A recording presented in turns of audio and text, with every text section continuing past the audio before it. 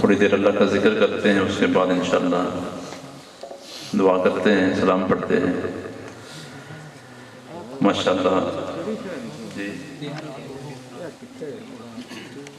Time کافی ہو گیا، درود شریف پڑھے سارے۔ صلی اللہ علیہ یا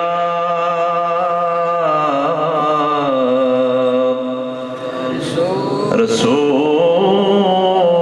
اللہ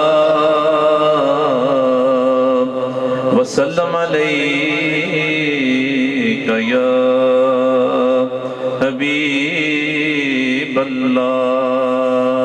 سب پڑھیں صلی اللہ علیہ یا رسول اللہ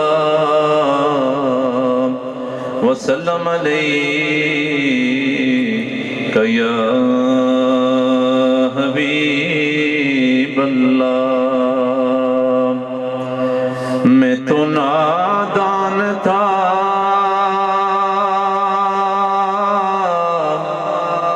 دانستہ بھی کیا کیا نہ کیا،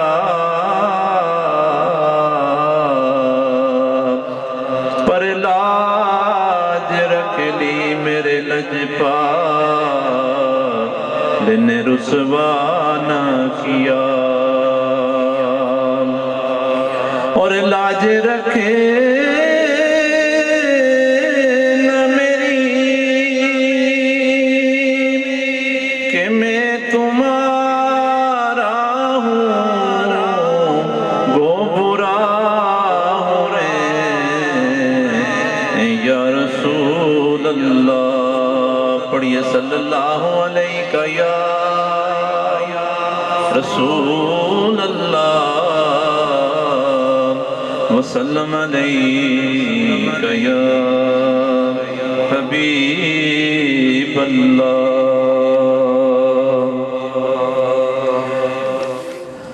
حقیقت میں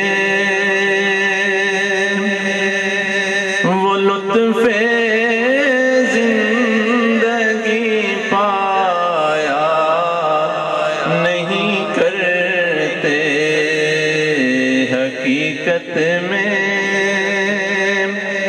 وہ لطف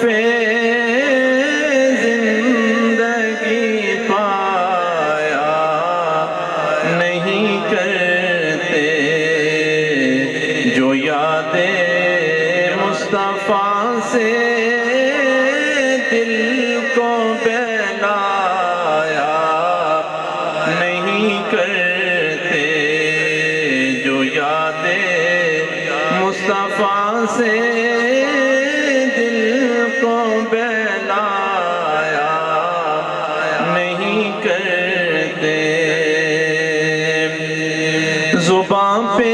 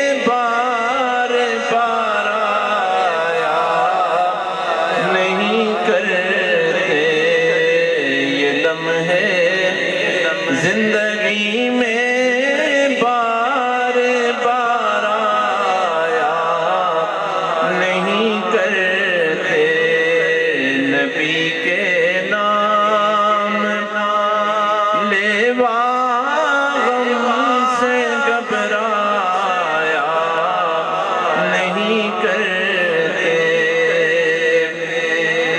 اور یہ دربار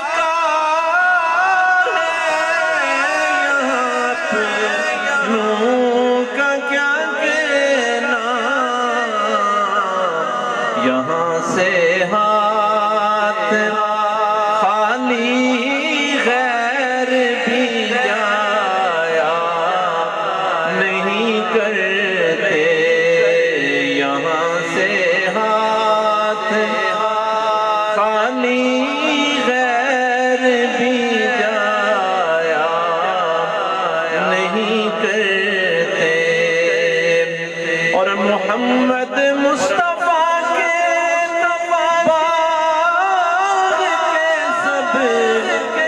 پھول ایسے ہیں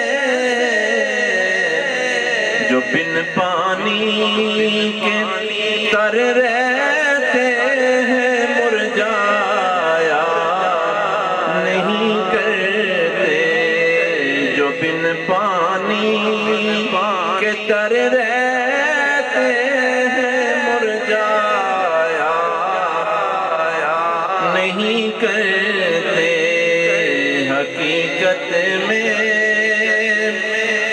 وہ لطف زندگی پایا نہیں کرتے جو یاد مصطفیٰ سے دل کو بہلایا نہیں کرتے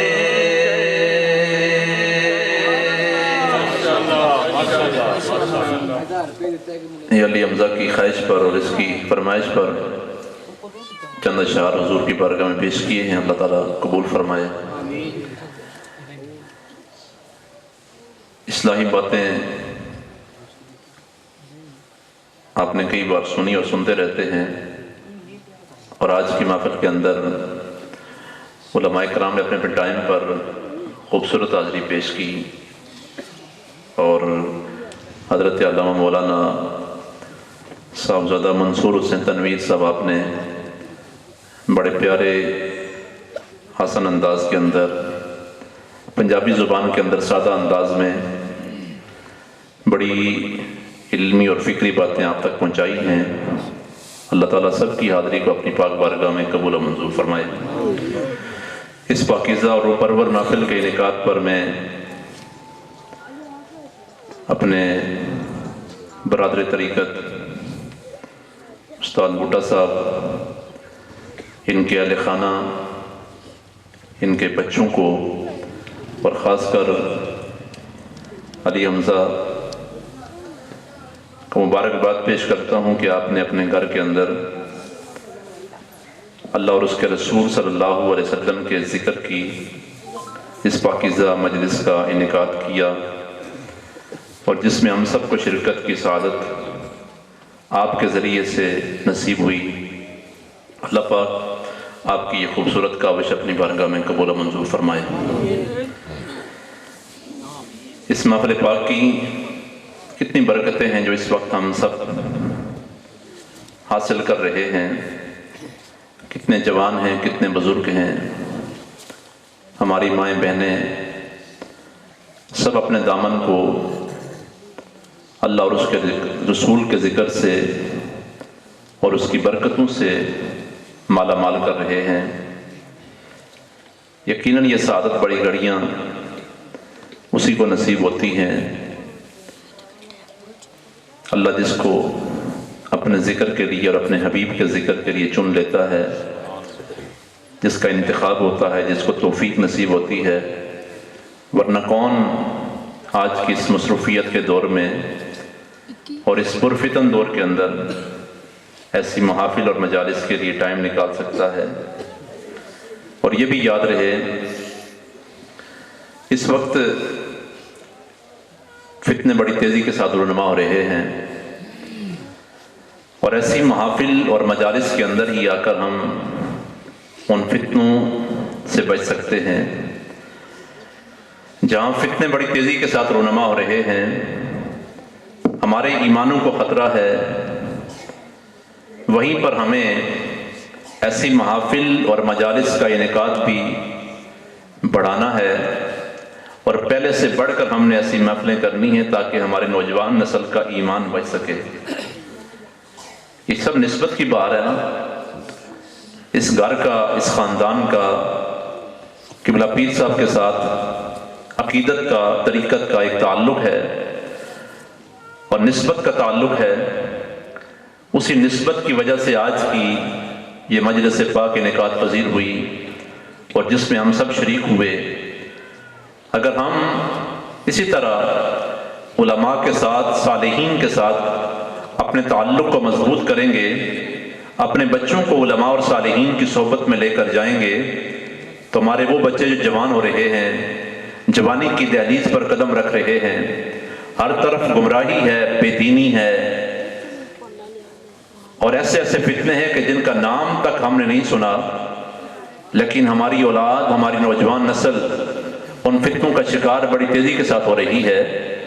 ویسے ہمارے ذہن میں تو یہی فتنے ہیں کہ ہم کوئی شیعہ ہو گیا، کوئی وابی ہو گیا، کوئی دیوبندی ہو گیا، کوئی فلاں ہو گیا، کوئی فلاں ہو گیا، لیکن اس سے آگے بڑے جہان ہیں۔ جو آج کے اس دور کے اندر فتنے بڑی تیزی کے ساتھ رونما ہو رہے ہیں، ان کے اندر ایک قادیانیت کا فتنہ ہے، مرزائیت کا فتنہ ہے، سیکولر ہے، لبرل ہیں، الہاد ہے، مستشرقین ہیں، ملحدین ہیں، جو ہر چیز کو عقل کی کسوٹی پر پرکھنے کی کوشش کرتے ہیں، اور انہی کا پروموٹ کرنے والا، انہی کو فروغ دینے والا، انہی کو سپورٹ کرنے والا ایک جیلم کا مرزا ہے جس کو کون نہیں جانتا۔ سوشل میڈیا کا دور، ہماری نوجوان نسل جس کے ہاتھ میں موبائل ہے، بچے ہیں، بچیاں ہیں، اور سوشل میڈیا پر جس کا ہر طرف سے تعاقب ہو رہا ہے، علماء جس کی گرفت کر رہے ہیں، وہ بھی ہر چیز کو عقل پر پرکھنا چاہتا ہے۔ معجزات کا انکار ہو رہا ہے، کرامات اولیاء کا انکار ہو رہا ہے۔ یہ بات ہماری سمجھ میں نہیں آتی، ہماری سمجھ میں نہیں آتی، ہماری عقل میں نہیں آتی، لہذا اس چیز کا انکار کر دیا جائے تو کیا ہر وہ چیز جو انسانی عقل میں نہ آئے، کیا اس کا انکار کرنا چاہیے؟ ایسا تو نہیں ہو سکتا۔ عقل وحی کے تابع ہے، وحی عقل کے تابع نہیں ہے۔ عقل شریعت کے تابع ہے، شریعت ہماری عقل کے تابع نہیں ہے۔ اور مولا روم رحمۃ اللہ فرماتے ہیں، عقل قربان کن بپیش مصطفیٰ، عقل قربان کر دو حضور کے فرمان پر، حضور کی حدیث پر، حضور کی شریعت پر عقل قربان کر دو۔ جہاں پر عقل کا اور دین کا ٹکراؤ آئے، جہاں پر عقل کا اور شریعت کا ٹکراؤ آئے، تو وہاں پر ہم نے اپنی عقل کی نہیں ماننی بلکہ شریعت کی بات کو ماننا ہے۔ عقل کی بات کو نہیں ماننا۔ کئی چیزیں جو ہماری عقل میں آنے والی نہیں ہیں، عقل کی ایک حد ہے سوچنے کی، سمجھنے کی، اس سے آگے بھی بڑا جہان ہے۔ عقل میں ہمارے یہ بات تو نہیں آ سکتی۔ قبر کا مرحلہ جو ہے، قبر میں سوال و جواب ہوں گے، قبر حد نظر تک وسیع ہوگی، قبر روشن و منور ہوگی، قبر جنت کا باغ بنے گی، جہنم کا گڑھا بنے گی۔ ہماری عقل میں آنے والی یہ باتیں نہیں ہیں۔ برزخ کی زندگی ہماری سمجھ میں آنے والی نہیں ہے۔ اسی طرح قیامت کا منظر، حشر و نشر، حساب و کتاب کا ہونا ہماری سمجھ میں آنے والی بات نہیں ہے۔ جنت بھی ہے، دوزخ بھی ہے، جس پر ہمارا ایمان ہے، عقل میں آنے والی بات نہیں ہے، سمجھ میں آنے والی بات نہیں ہے۔ لیکن کیا ہم ان تمام چیزوں کا انکار کر دیں؟ فرشتے ہم نے دیکھے نہیں ہیں، کیا فرشتوں کا ہم انکار کر دیں؟ جنات ہم نے دیکھے نہیں ہیں کہ ہم جنات کا انکار کر دیں؟ ایسا تو نہیں ہے۔ ہر وہ چیز جو ہماری عقل میں نہ آئے تو ہم اس کا انکار کر دیں۔ جس طرح آج کا اس دور کے اندر ایک فتنہ ہے اور ملحدین کا فتنہ ہے، जिस तरह हमारी वो नौजवान नस्ल जो यूनिवर्सिटियों के अंदर जाते हैं, कॉलेज में जाते हैं, बैरून मुल्क मुलाजमत के लिए जाते हैं, जर्मनी में, इंग्लैंड में, कनाडा में, और वहां से अपने ईमान को बेच के वापस आ जाते हैं और कहते हैं कि हमारी अकल में ये बात नहीं आती, बल्कि मुल्हिदीन का अकीदा तो ये है कि ये सारी कायनात वैसे ही मार से वजूद में आ गई। इस कायनात को बनाने वाला कोई नहीं है, जमीन को बनाने वाला, आसमान को बनाने वाला, चांद सितारों को बनाने वाला कोई नहीं है। बस ये जमीन आज खुद मार से वजूद में आ गई और फिर आज खुद खत्म हो जाएगी। कोई हिसाब किताब नहीं है, अज़ाब कब्र नहीं है, कुछ भी सवाल जवाब नहीं है, क्योंकि ये बातें हमारी अकल में नहीं आती। हमारी नौजवान नस्ल ऐसे फितनों का शिकार भी हो रही है, लिहाजा हमने आंखें खोलनी है और इस स्टेज से हमारी जिम्मेदारी है, उलमा की जिम्मेदारी है कि वो आवाम तक ऐसी बातें पहुंचाएं और अपनी नौजवान नस्ल को इन फितनों से आगाह करें। अगर हम उलमा के साथ रहेंगे, सालिहीन की सोबत में रहेंगे, तो इन फितनों का मुकाबला कर सकेंगे और हमारे ईमान सलामत रहेंगे। अगर हम उलमा से दूर हो गए, दीन से दूर हो गए, सालिहीन से दूर हो गए, तो फिर कहीं ना कहीं आकर हम इन फितनों का शिकार हो सकते हैं और हमारा ईमान जा सकता है।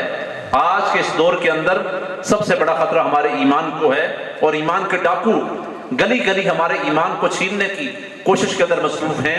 ऐसे वक्त में हमारी जिम्मेदारी बनती है कि हम अपनी औलादों का भी ख्याल करें, अपनी औलादों को भी देखें जो हमने बैरून मुल्क भेजे हुए हैं नौकरी करने के लिए, मुलाजमत के लिए। कई जवान बाहर से आते हैं, वालिदैन परेशान हैं। बच्चा घर से गया था तो ठीक था, लेकिन जब वहां से वापस आया है 2 साल 4 साल 5 साल लगा के जब वापस आया है, अब उसका अकीदा बदल गया है। अब वो हमारी बात नहीं सुनता, हमें कहता है तुम ठीक नहीं हो, हमारा इनकार कर रहा है कि तुम्हारा अकीदा ठीक नहीं है, तुम्हारी फलां चीज ठीक नहीं है।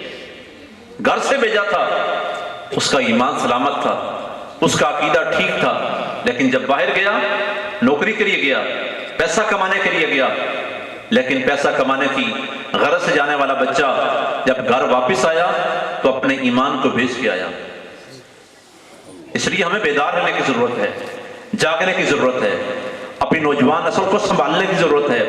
और ऐसी महाफिल और मजालिस यकीनन ईमानों को बचाने का जरिया भी है, अकीदे की सलामती का जरिया भी है और आमाल की इस्लाह का जरिया भी है।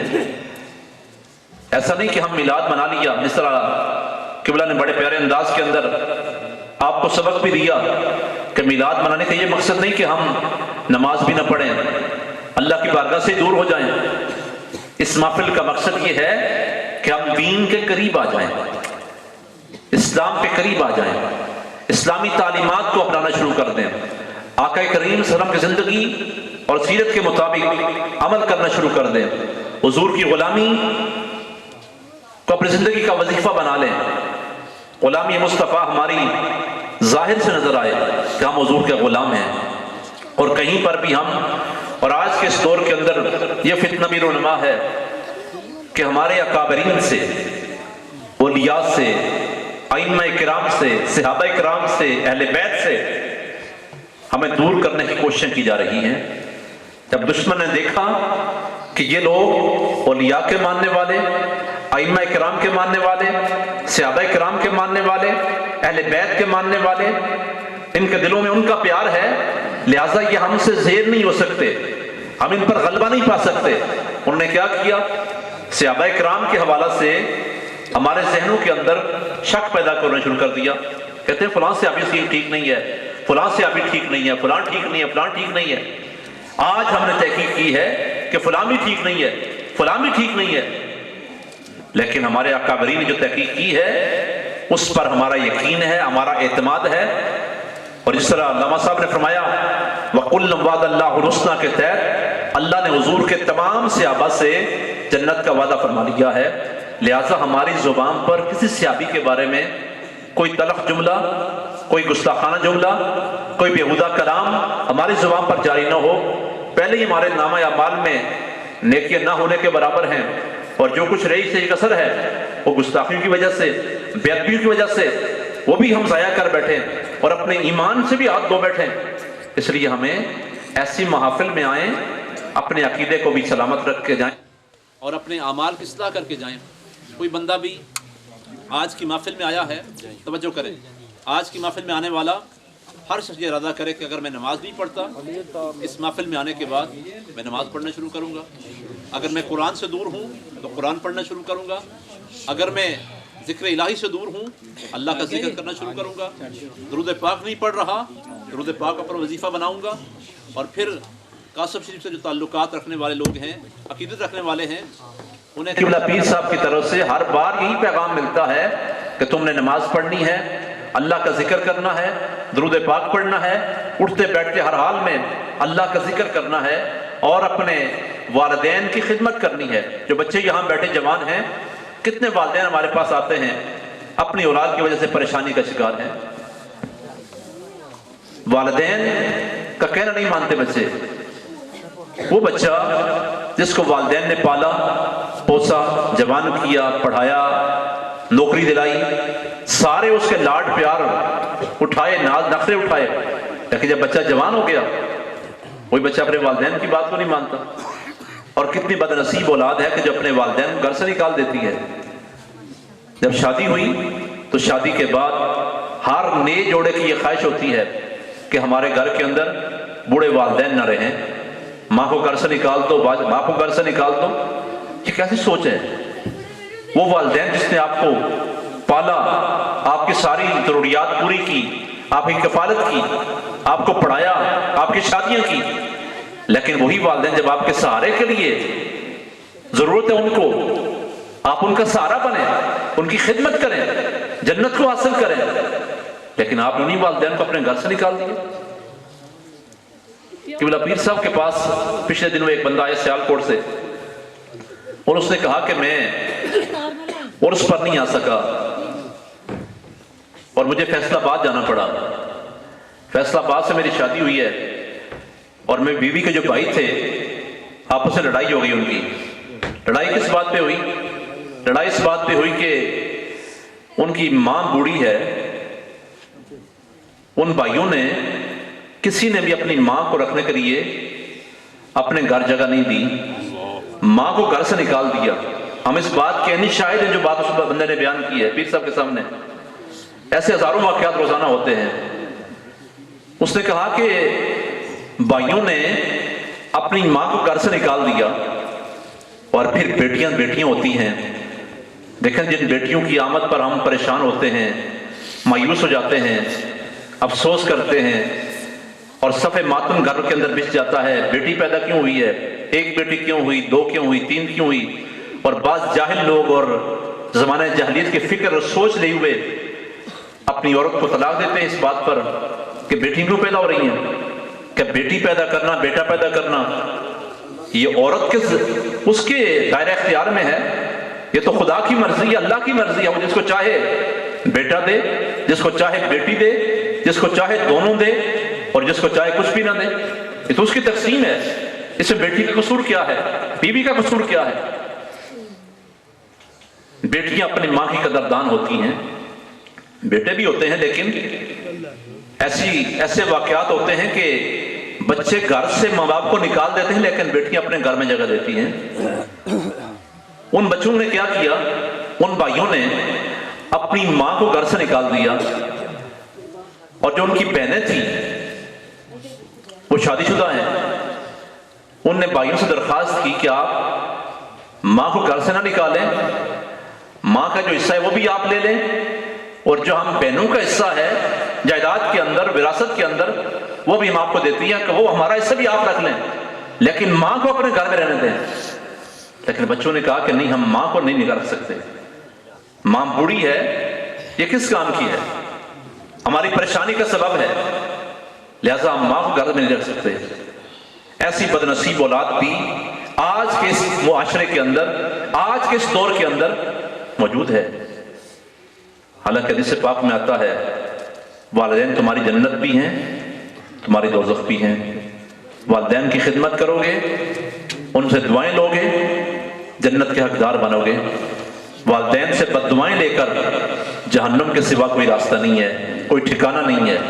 جو بچے بیٹھے ہوئے آج کی محفل پاک کے اندر اگر اپنے والدین کی بات نہیں مانتے، توبہ کر کے اٹھیں کہ ہم نے اپنے والدین سے دعائیں لینی ہیں۔ والدین کی رضامندی میں اللہ کی رضا ہے، والد کی رضا میں اللہ کی رضا ہے، اور والدہ کے قدموں کے نیچے اللہ نے جنت کو رکھا ہے۔ یہ پاکیزہ تعلیمات جو ہمارے خاندان کو، ہمارے معاشرے کو امن کا، سکون کا گہوارہ بنا سکتی ہیں، ان چیزوں کو اپنائیں۔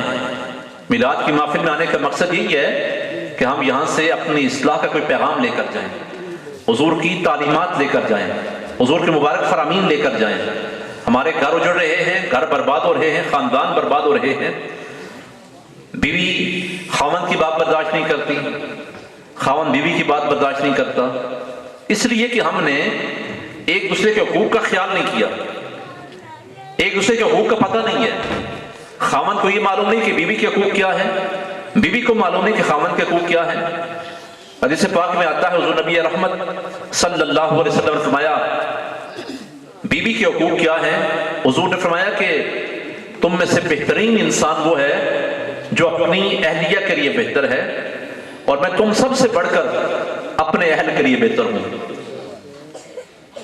اور سرکار نے خاوند کے بارے میں کیا فرمایا؟ فرمایا کہ خاوند کا اتنا حق ہے، اتنا حق ہے، اگر خدا کی ذات کے سوا کسی کو سجدہ کرنا جائز ہوتا تو میں کیا کرتا؟ بیوی کو حکم دیتا کہ وہ اپنے خاوند کو سجدہ کرے۔ اتنا مقام ہے شوہر کا اور اتنا مرتبہ ہے بیوی کا۔ اگر دونوں ایک دوسرے کے حقوق کا خیال کریں تو ہمارے گھر کیوں ٹوٹیں، ہمارے خاندان کیوں برباد ہوں، خاندان کا امن اور سکون کیوں برباد ہو؟ اس لیے کہ ہم نے سرکار کی تعلیمات کو سمجھا نہیں، حضور کی سیرت کو پڑھا نہیں، حضور کی مبارک فرامین کو ہم نے سمجھا نہیں اور اس کے مطابق عمل نہیں کیا، جس کے بنا پر آئے روز ایسے واقعات ہوتے ہیں حتیٰ کہ نوبت طلاق تک پہنچ جاتی ہے۔ یہ صرف ہماری لا علمی کی وجہ سے اور عدم برداشت کی وجہ سے۔ ہم کسی کو معاف نہیں کرتے، کسی کی بات کو برداشت نہیں کرتے، چھوٹی سی بات کو ہم نے برداشت نہ کیا، اپنی اناء کا مسئلہ بنایا، اور پھر بات وہاں سے بڑھتے بڑھتے بڑھتے بڑھتے وہاں تک پہنچی کہ پھر ہمارا خاندان ٹوٹ گیا، ہمارا گھر برباد ہو گیا۔ لیکن بعد میں ہم پچھتاتے ہیں، اب مسئلہ پوچھیں، 3 طلاقیں دے دی ہیں، اب اس کا حل کیا ہے؟ یہ کام ہمیں پہلے سوچنا تھا، پہلے کیوں نہیں سوچا؟ پہلے مشورہ کیوں نہیں کیا کسی سے؟ پہلے سمجھ حاصل کیوں نہیں کی؟ 3 طلاقیں دے لی اور پھر ہم نے کوئی بندہ ایسا ڈھونڈنا ہے جو ہمیں کہے کہ تم اپنی بیوی کو دوبارہ رکھ سکتے ہو۔ لیکن یاد رکھیں، 1 طلاق کے بعد رجوع ہو سکتا ہے، 2 طلاقوں کے بعد دوبارہ نکاح ہو سکتا ہے، اور 3 طلاقوں کے بعد طلاق مغلظہ عورت ہمیشہ کے لیے حرام ہو جاتی ہے۔ لیکن اس بات عدم برداشت کی وجہ سے اور کسی کی بات کو برداشت نہ کرنے، درگزر نہ کرنے کی وجہ سے معاملہ یہاں تک پہنچتا ہے۔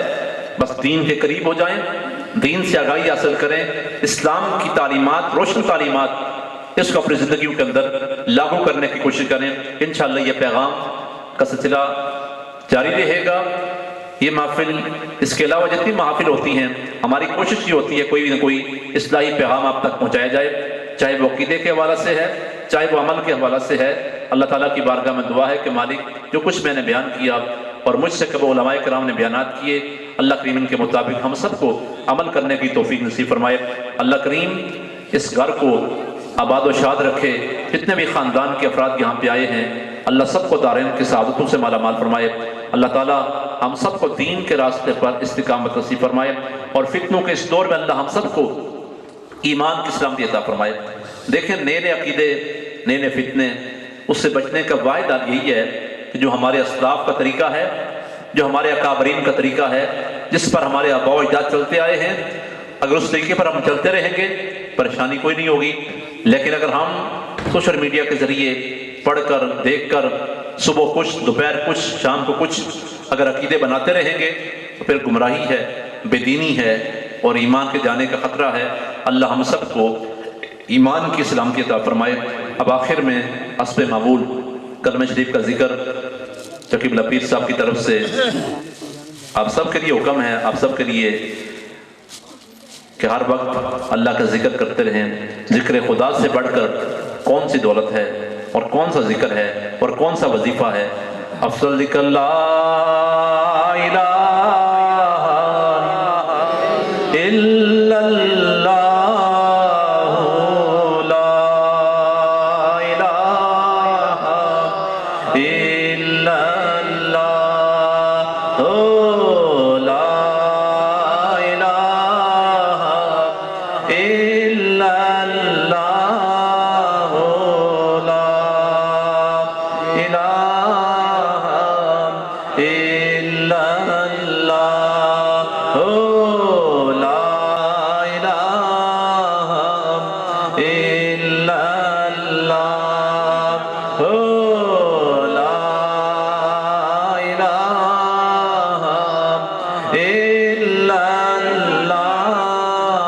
لا إله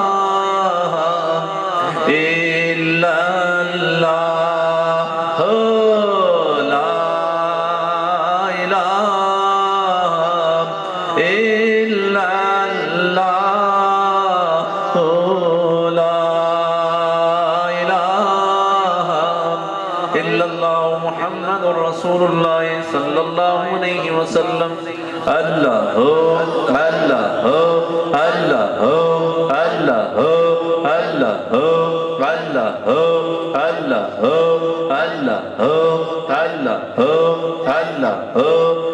الله الله